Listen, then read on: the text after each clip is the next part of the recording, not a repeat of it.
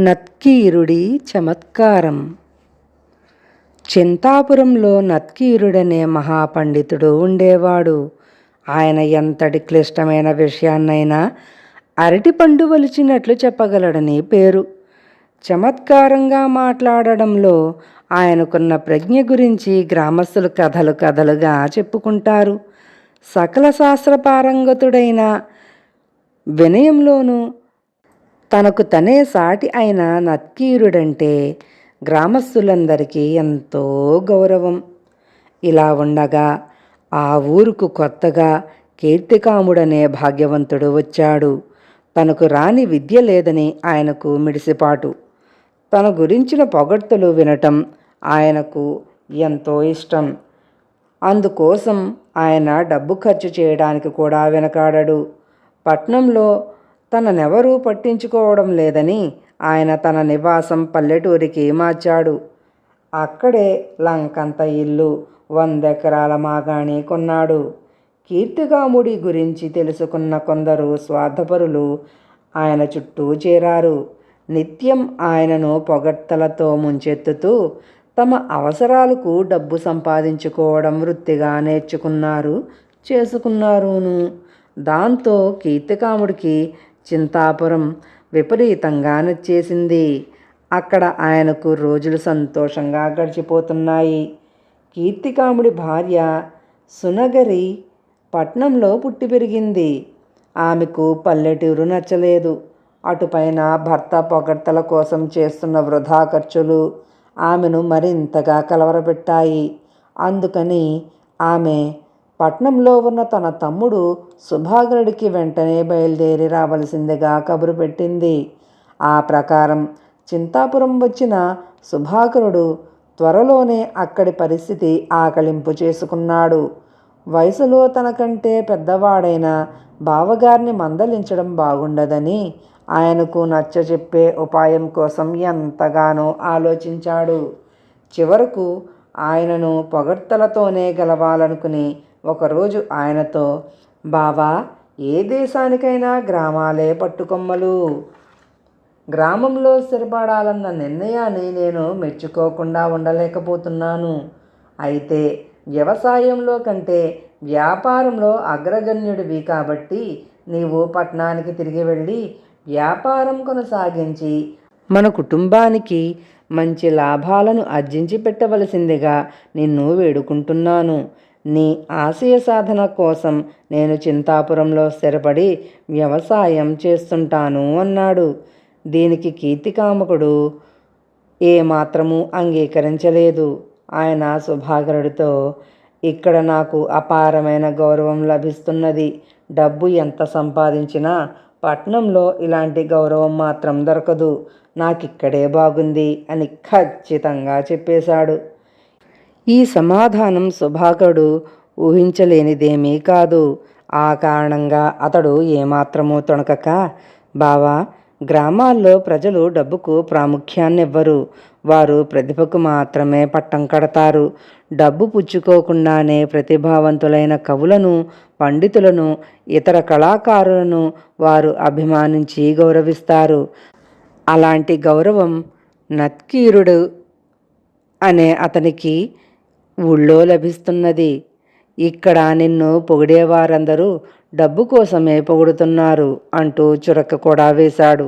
ఈ మాటలు కీర్తికాముడికి పౌరుషాన్ని లేపాయి. అంతవరకు నత్కీరుడంటే ఆయనకు గౌరవం ఉంది. గ్రామస్తుల గౌరవం విషయంలో నత్కీరుడు తనకు పోటీదారని తెలియగానే డబ్బుతో ఎక్కడైనా ఏమైనా చేయవచ్చు. ఆ నత్కీరుడి చేతనే నా వంటి వాడు లేడు అని అనిపించుకుంటాను చూడు అంటూ ఆయన సుభాకరుడి వద్ద ప్రతిజ్ఞ లాంటిది చేశాడు.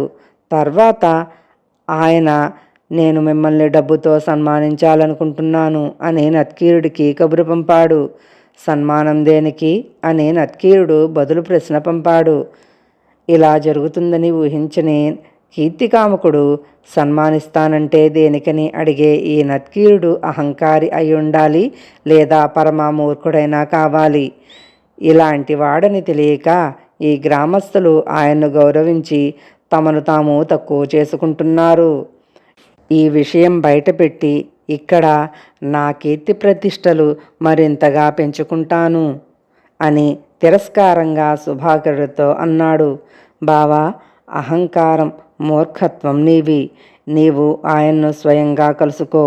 ఆయనను సన్మానించడానికి నీకున్న అర్హతలు నిరూపించుకో అంటూ సుభాకరుడు ఆయన్ను మందలించాడు. ఈ విధంగా కీర్తికామకుడు నత్కీరుడి ఇంటికి వెళ్ళాడు.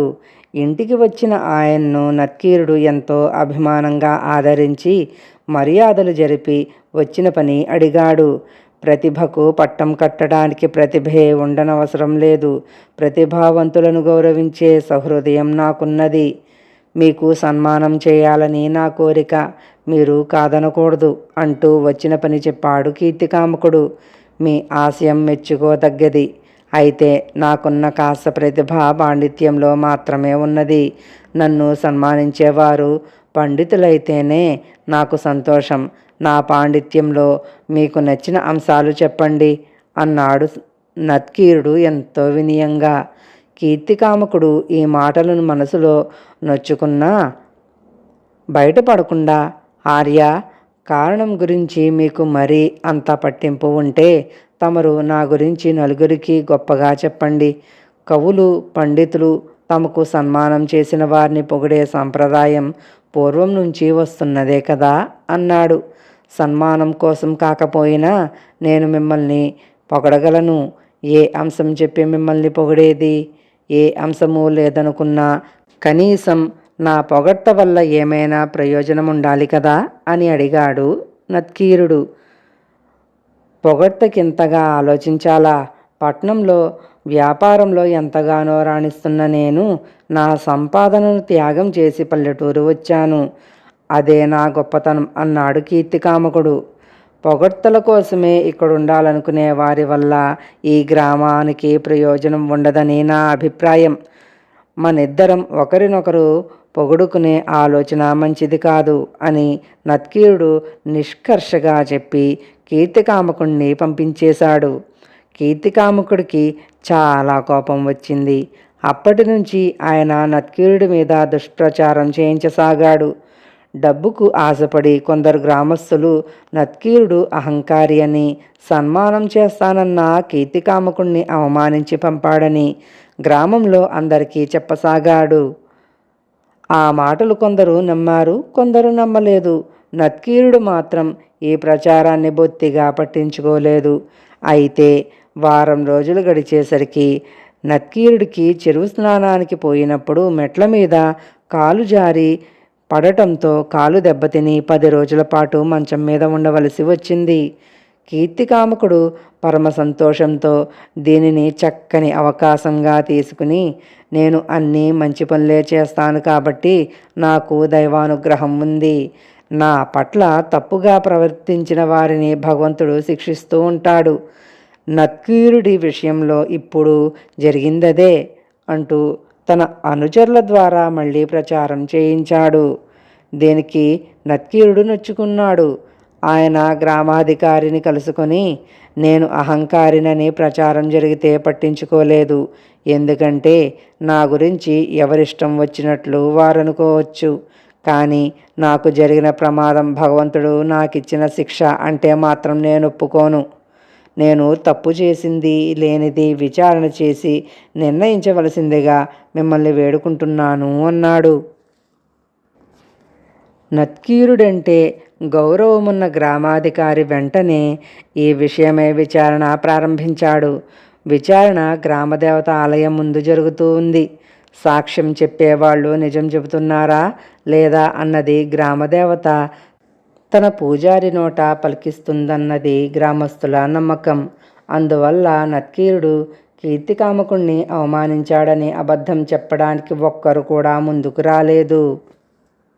కీర్తికామకుడు కూడా నా పట్ల తప్పు చేసిన వారికి కీడు జరుగుతుందనడానికి ఇప్పటి వరకు ఎన్నో నిదర్శనాలున్నాయి. నత్కీరుడికి చెరువు దగ్గర ప్రమాదం జరగడంతో నా పట్ల తప్పు చేసి ఉంటాడని నేను నమ్మాను. పాపపుణ్యాలు ఆ భగవంతుడికెరుక అని తప్పించుకోజూశాడు. దానితో గ్రామాధికారి విషయాన్ని చూచాయిగా ఆకళింపు చేసుకోగలిగాడు.